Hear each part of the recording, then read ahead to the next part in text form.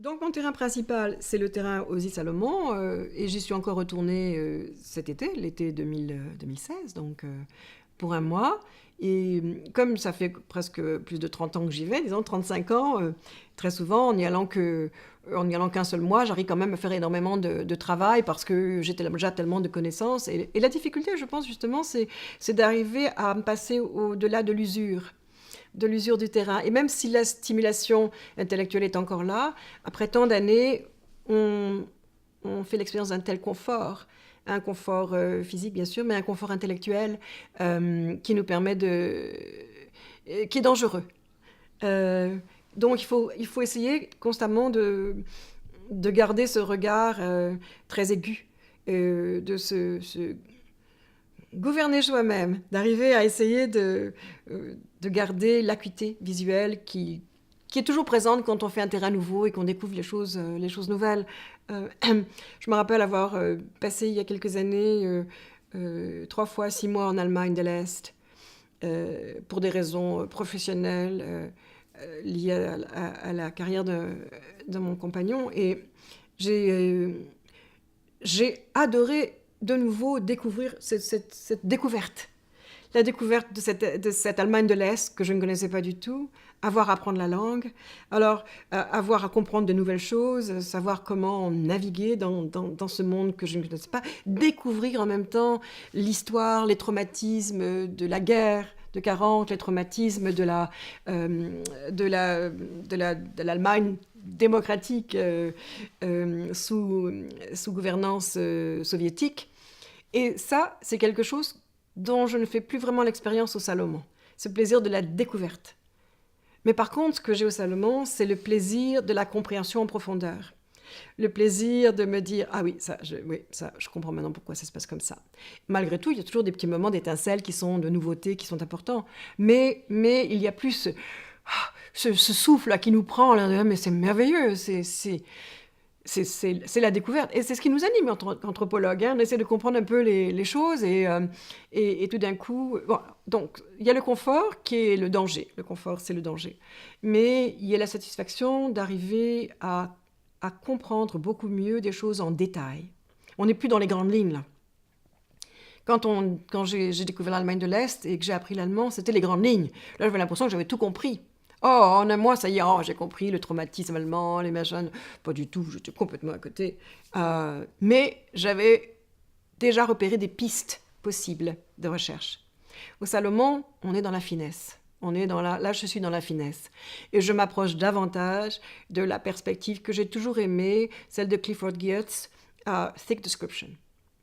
Pour pouvoir comprendre, on peut comprendre les choses en profondeur et en finesse en voyant tous les tenants, les aboutissants de ce maillage social, que si on est régulièrement auprès des gens et auprès des problèmes et qu'on y va et qu'on comprend, en ayant vraiment ce regard perçu. Et ça, je le crois volontiers. J'avais toujours aimé, moi, quand j'étais étudiante, Leah Geertz, The Interpretation of Culture, par exemple. Et je suis toujours restée avec ce Balinese Cockfight, comme beaucoup de monde, comme étant vraiment l'article emblématique de quelque chose de beau. Alors évidemment, on peut le critiquer, beaucoup de gens se sont permis de critiquer, puis des fois à bonne raison, le travail de Geertz. Mais malgré tout, je pense que quand on en arrive à comprendre des phénomènes que l'on décrit avec une telle perspicacité, avec une telle finesse, avec une attention aux détails, avec des étages et des étages et des étages de détails. C'est comme si le travail de l'anthropologue, c'est d'essayer de peler la culture, d'enlever tous les éléments, les peler, jusqu'à ce qu'on arrive au cœur de l'oignon. Hein, c'est ça. Mais dans le travail de Thick Description, c'est ce que Geertz nous encourage à faire. Alors, je suis contente de pouvoir, au Salomon, en arriver à ce niveau-là et de compréhension des choses. Bon, peut-être que je me plante aussi pour beaucoup de choses. J'en ai pas, c'est pas un problème. Quelqu'un d'autre corrigera mes erreurs, ça me va très bien. Mais d'arriver d'être satisfaite par le fait que je travaille en profondeur et que je comprends beaucoup mieux les choses. Alors évidemment, ça peut avoir un effet paralysant. C'est qu'on finit par savoir tellement de choses qu'on ne sait plus par où commencer. On ne sait plus trop, on sait plus.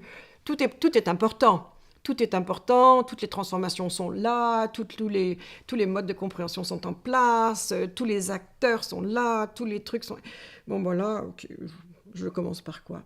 Bon, ben, je commence pas. Voilà.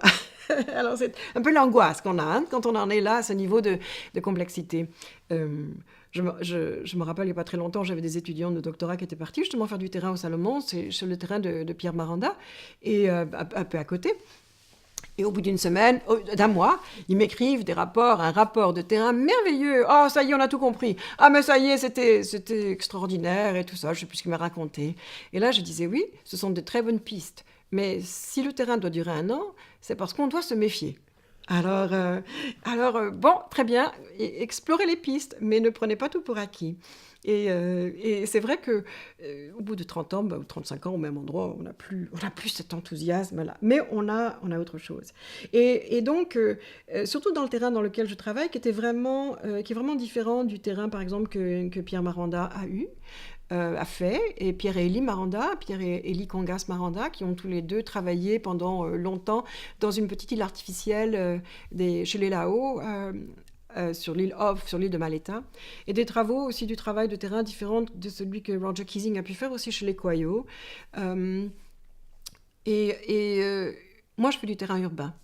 Donc toutes les questions de ségrégation de genre qui se posent dans les villages, où vraiment le rôle des femmes et des hommes est vraiment en quelque sorte contrôlé et reproduit par une idéologie qui sépare la vie des hommes de la vie des femmes, et une idéologie qui même marque le territoire, hein, qui marque l'emplacement des femmes, qui marque la nature, qui marque la façon dont la tenure foncière et la tenure maritime sont organisées. Moi, en ville, les questions ne se posaient pas du tout de la même façon.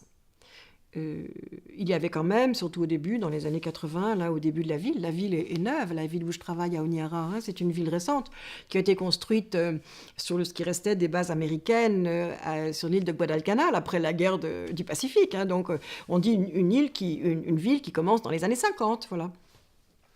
Et tout ça se met en place, les baraquements américains restent, on s'en sert pour faire des bâtiments, pour loger les gens. Et donc, au début, quand j'arrive moi dans les années 80, ça fait à peine 30 ans que la ville est là, mais en fait, la ville, jusque dans les années 1978, qui est la date de l'indépendance des Salomon, est une ville essentiellement coloniale. Donc, en tant que ville coloniale, c'est une ville extrêmement marquée par la séparation des races, que les Anglais encourageaient. L'idéologie coloniale anglaise, c'est une idéologie basée sur la séparation des races. Donc, la notion de race était importante pour eux dans leur projet.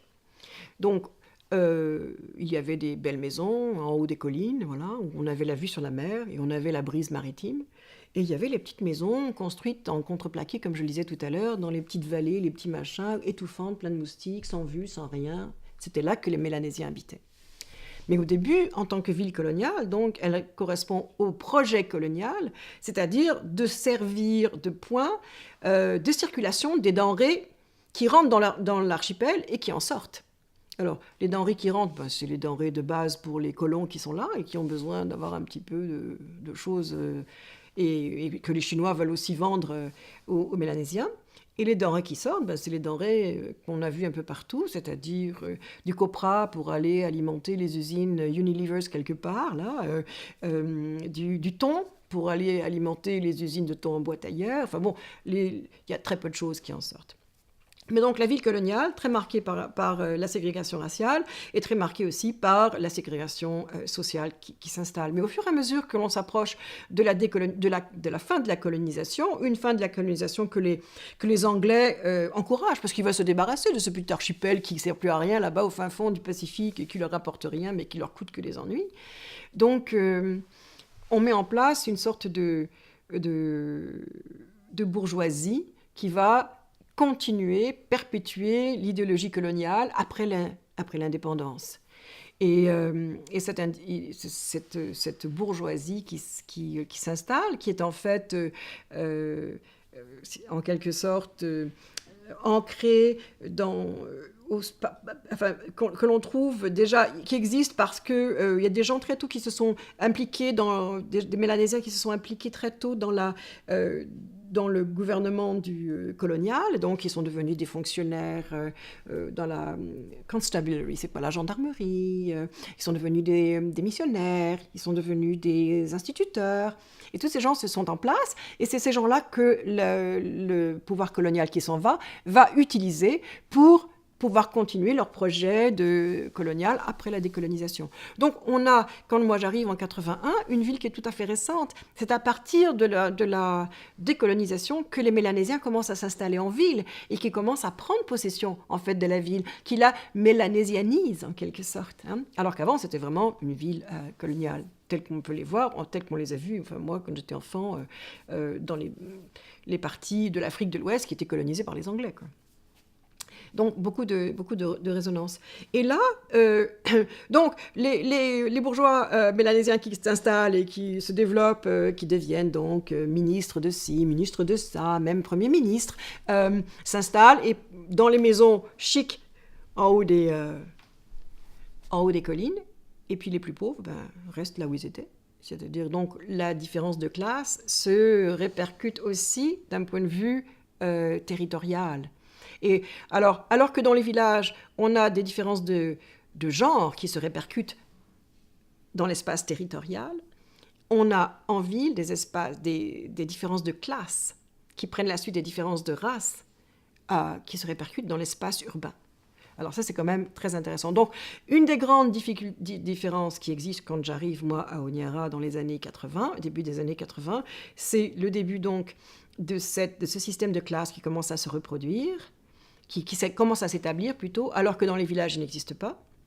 Même si on a des systèmes à chefferie dans certains villages, où on voit des lignages beaucoup plus prestigieux, mais en général, c'est quand même un système pseudo-égalitaire. Pierre Maranda et Roger Kising ont bien montré ça. Il y a un système de troïka de leadership qui est en fait le système qui contrôle les sociétés dans les îles mélanésiennes de Salomon, entre autres. Et il y a donc le big man, ou le chef, selon les lignages, le big man. Il y a le prêtre, qui s'occupe de tous les rituels religieux, le prêtre païen. Et il y a le rameau qui est le guerrier, le mercenaire qui va vendre sa force.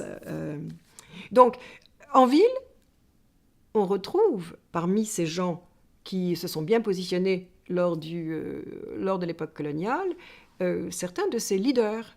Pas les prêtres païens, parce qu'eux, ils n'ont rien à voir en ville, mais les rameaux qui se retransforment, et surtout les chefs ou les enfants des chefs, qui, eux, essayent de bien se placer, et qui réussissent bien, puisque le gouvernement colonial compte sur eux pour pouvoir justement faire passer le message colonial.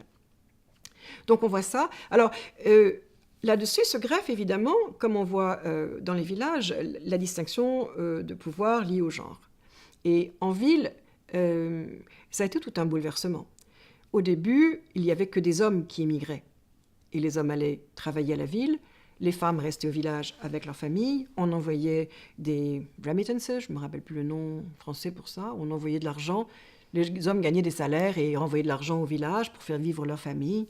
Et ça a été comme ça pendant très longtemps. Et puis à un moment donné, l'école a fait ce que l'école fait un peu partout, a permis donc une mobilité sociale sous le couvert d'aller suivre des études avancées en ville, les meilleures écoles étant en ville. On envoie les jeunes filles en ville finalement, et elles vont suivre des études, et elles s'installent en ville, elles se marient en ville, et là, la situation change radicalement. Donc ces gens-là, ils sont... Il y a donc cette classe qui commence, ces systèmes de classe qui commencent à s'installer, et il y a les rapports de genre qui commencent à changer, parce que du coup, les femmes, elles sont éduquées, beaucoup d'entre elles sont en ville, elles sont éduquées, elles veulent trouver du travail, il y a un petit peu de travail, alors qu'est-ce qu'elles font ? Il y en a qui sont vendeuses dans les magasins chinois, évidemment, mais il y en a surtout qui deviennent institutrices, il y en a qui deviennent infirmières, il y en a qui même vont plus loin dans les études académiques et qui font des études avancées, qui deviennent avocates, qui deviennent médecins, etc. Alors, on a donc une sorte de bouleversement des rapports de genre dû à l'éducation, en quelque sorte, qui fait que les femmes peuvent maintenant avoir du travail et donc des revenus, et que les hommes aussi, ou peut-être un petit peu moins, enfin on ne sait pas. Mais une partie de mes travaux ont montré en quelque sorte que dans ce changement de rapport de genre, c'est les femmes qui ont eu toujours qui ont toujours essayé de forcer la porte, de provoquer le changement et d'avoir de plus en plus d'autonomie. Et les hommes, eux, dans les rapports urbains, qui sont pour beaucoup d'entre eux des rapports quand même ethniques, ont continué à essayer de garder le pouvoir au sein des groupes ethniques qui se déplaçaient vers la ville. Alors, par l'intermédiaire du groupe ethnique urbain, les hommes arrivaient à avoir une place dans la société de la ville, mais à l'intérieur de ce qu'on a appelé le réseau One Talk. Les gens qui parlent One Talk, Pidgin, un mot Pidgin qui veut dire One Talk, les gens qui parlent le même langage que vous, donc votre réseau ethnique. Et par l'intermédiaire de ce réseau One Talk ethnique, d'avoir un contrôle quand même jusque dans le village, par l'intermédiaire de l'argent que l'on envoie, par l'intermédiaire des frais de scolarité que l'on paye, par l'intermédiaire des prix de la fiancée que l'on paye dans les villages, par l'intermédiaire de la participation aux rites funéraires, tout ça. Donc tout ce qui permet aux hommes de garder un peu leur statut. Et les femmes, elles se seront pour beaucoup démarquées de ça pour s'installer en ville dans une nouvelle perspective de vie sociale. Devenir autonome, avoir de l'argent, pouvoir contrôler les frais de scolarité, ne pas dépendre de leur mari. Et là, on arrive à une crise en ce moment, qui est une crise grave que connaissent les Salomon, où on a de plus en plus d'exode rural, de plus en plus de gens qui viennent en ville, et de plus en plus de gens qui sont sans travail. Parce que l'école, c'est bien beau l'école, mais c'est une arme à double tranchant.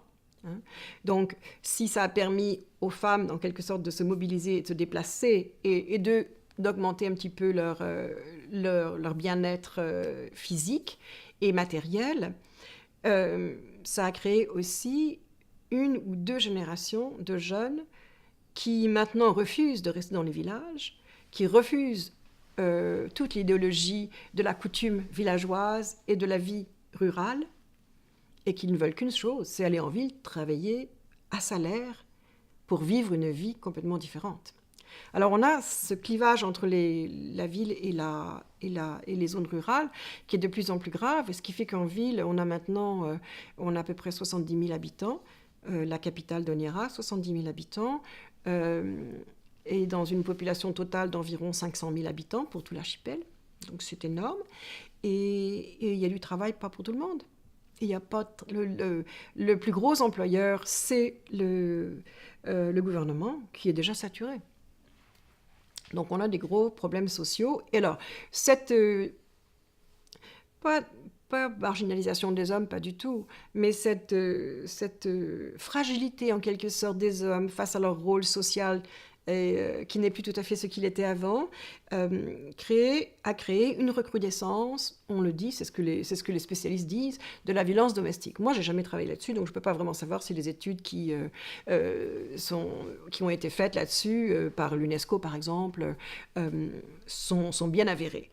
Il me semble que c'est un raccourci un peu radical qui manque, à mon avis, un petit peu de finesse. Mais il n'en demeure pas moins que moi, j'assiste aussi à une recrudescence de la violence domestique. Alors, il y a à peu près 64% des femmes à Honiara, au Salomon en général, qui disent souffrir de violence domestique.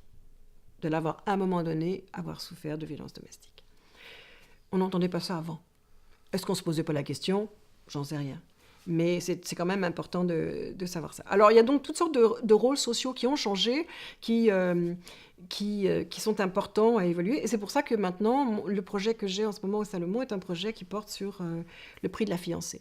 Pour essayer de gratter un petit peu, de voir un petit peu s'il peut y avoir des ramifications, des relations entre le prix de la fiancée, la transformation des femmes, des rôles des femmes, les rôles que les hommes se donnent, et voir un petit peu, gratter un petit peu plus loin que ça. J'avais, il y a quelques années, fait une recherche justement sur les jeunes hommes qui ne travaillaient pas, qui étaient au chômage. Et au Salomon, on les appelle en pidgin des mastaliou. Le mot liu est un mot océanique, là, de toute la zone austronésienne, le mot océanique qui veut dire traîner, vagabonder. Alors, mastaliou, c'est des gens qui sont devenus des chefs, des maîtres dans l'art de vagabonder et de traîner. Pas qu'ils le veuillent, c'est qu'il n'y a pas le choix. il n'y a rien d'autre à faire. Et ces jeunes avec lesquels j'avais passé plusieurs mois en ville étaient des jeunes qui avaient été envoyés dans les villages par leur famille restée en ville, avec comme mission de gagner de l'argent pour envoyer de l'argent et faire vivre le village. Puis ils arrivent en ville, il n'y a plus de travail. Il n'y a pas de travail. Ils ont peut-être un peu de travail de débardeur sur le quai pendant une journée ou deux, puis après il n'y a plus rien. Ou alors on leur propose d'aller nettoyer les plantations pendant la saison des noix de coco, et puis là, il n'y a plus rien. Donc c'est un travail extrêmement précaire quand il y en a, et suffisamment pas payant pour pouvoir envoyer quoi que ce soit dans les villages. Alors ces jeunes-là, au fur et à mesure, attendent toujours la possibilité qu'il y aura un travail, attendent toujours de pouvoir remplir la mission qu'on leur a confiée, de faire vivre le village et d'envoyer de l'argent. Et ils attendent, et de fil en aiguille, il reste des mois. Alors ils n'ont pas d'argent, ils passent d'un one-talk à l'autre pour pouvoir survivre. Et ça crée des situations extrêmement difficiles à vivre. Donc je m'étais déjà intéressée à ça. Et ces jeunes-là, très tôt, j'en parle à la fin de cet article que j'avais écrit, essaient justement de manipuler un petit peu la coutume pour justement arriver à survivre. Alors, ils manipulent la coutume en essayant justement de participer au prix de la fiancée, même quand ils n'ont pas le droit d'y participer, de façon à pouvoir avoir à un moment donné un retour sur prêt en quelque sorte. Ils menacent les gens de demander des compensations si jamais il y a un manquement à une coutume sociale, etc. Donc ils essaient de manipuler un peu le système pour essayer d'avoir un revenu quelconque. Et là, on se rend compte que maintenant, il y a de plus en plus de jeunes qui sont de moins en moins jeunes, qui ont maintenant 35 ans, 40 ans, qui sont encore dans ces situations-là et qui ne peuvent plus retourner au village parce qu'ils sont complètement, en quelque sorte, aliénés de la vie du village. Ils ne veulent plus y retourner, ils ne veulent plus travailler dans les jardins, ils ne veulent plus être soumis à la coutume, ils veulent être plus autonomes en ville, quitte à être pauvres. Alors la notion de pauvreté commence aussi. Ça, c'est une autre. La pauvreté, on la voit s'installer. Avant, les gens n'étaient pas pauvres, soi-disant. Marshall Salins disait qu'ils étaient les gens affluents. Ils n'avaient rien, ils avaient rien, mais ils avaient besoin de rien, donc ils n'étaient pas pauvres. Tandis que là, ils n'ont rien et ils ont besoin de tout. Et ces besoins qui ont été créés. Donc c'est un peu grave.